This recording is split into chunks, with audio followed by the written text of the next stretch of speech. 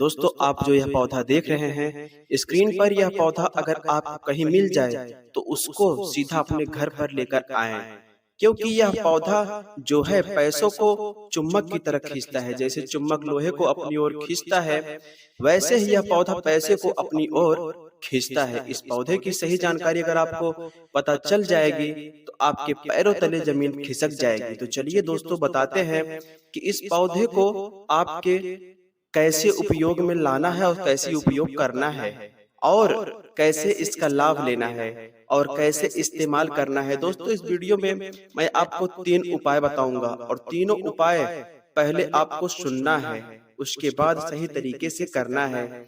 फिर आप देखेंगे पैसों को यह कैसे अपनी ओर खींचता है। तो चलिए आपको बताते हैं। सबसे पहले, अगर आप माँ लक्ष्मी और बागेश्वर धाम सरकार का आशीर्वाद प्राप्त करना चाहते हैं तो इस वीडियो को लाइक करके चैनल को सब्सक्राइब कर दीजिए और बेल आइकन को प्रेस कर दीजिए, और कमेंट बॉक्स में बागेश्वर धाम सरकार जय माँ लक्ष्मी लिख दीजिए। दोस्तों हमारे जंगलों में कई ऐसी जड़ी बूटियां और पौधे होते हैं जो कि हमारे जीवन में बहुत ही काम आ सकते हैं। ऐसे ही एक पौधा है अपमार्ग, जो आप स्क्रीन पर देख रहे हैं। अपमार्ग अर्थात इस पौधे को कहीं कहीं लटजीरा भी कहा जाता है और कहीं चोर भी कहा जाता है, क्योंकि यह अगर हम इसके पास जाते हैं तो यह हमारे कपड़ों या शरीर में चिपक जाता है। इसीलिए कई जगह इस पौधे को चोर भी कहा जाता है।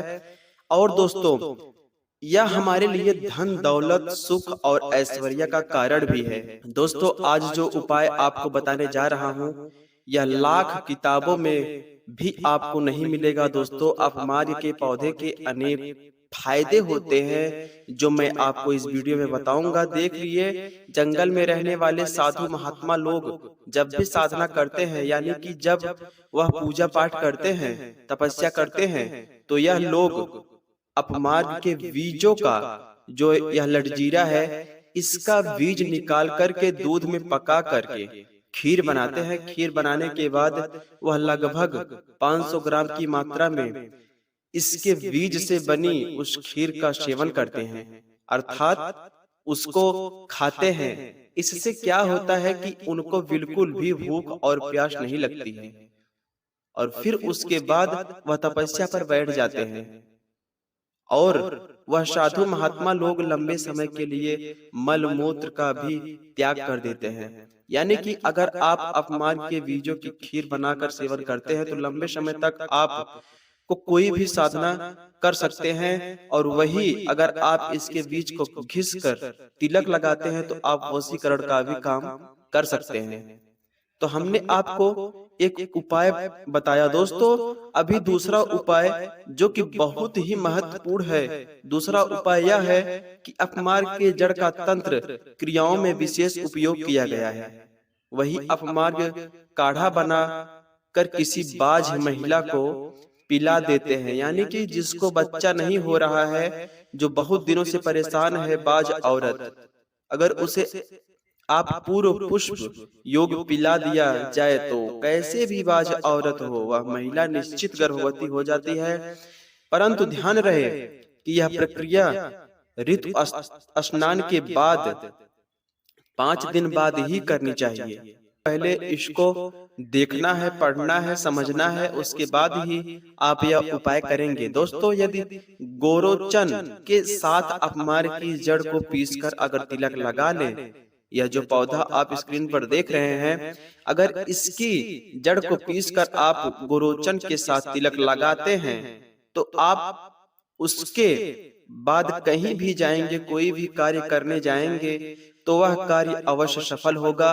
उसे काम में आपको अवश्य सफलता मिलेगी। ऐसा इसलिए होगा कि यदि आप कहीं मीटिंग में जाते हैं या कहीं भी जाते हैं, वहां जितने भी लोग होंगे वह सब आपके वशीभूत हो जाएंगे, अर्थात आपके दीवाने हो जाएंगे। कहा जाता है कि गोरोचन के साथ यदि अपमार्ग की जड़ को पीसकर आप तिलक लगाते हैं तो पत्थर दिल रहने वाले भी इंसान आपके दीवाने हो जाएंगे और दोस्तों आपके प्रेम के बंधन में बंध जाएंगे। यह बहुत सहायक होता है। दुनिया की कोई भी शक्ति आपको प्रेम करने से नहीं रोक सकती। अगर आप इसकी जड़ का तिलक लगाते हैं तो आप सभी लोग आपसे प्रेम करेंगे और आप जिससे प्यार करते हैं वह अवश्य ही आपके प्यार को समझेगा और आपको आपसे ज्यादा प्यार करेगा। साथ दोस्तों, यह तीसरा और लास्ट उपाय बता रहा हूं जो कि बहुत ही महत्वपूर्ण है। तो इस उपाय को ध्यान से सुनिएगा और जैसे मैं बताऊंगा वैसे ही करिएगा।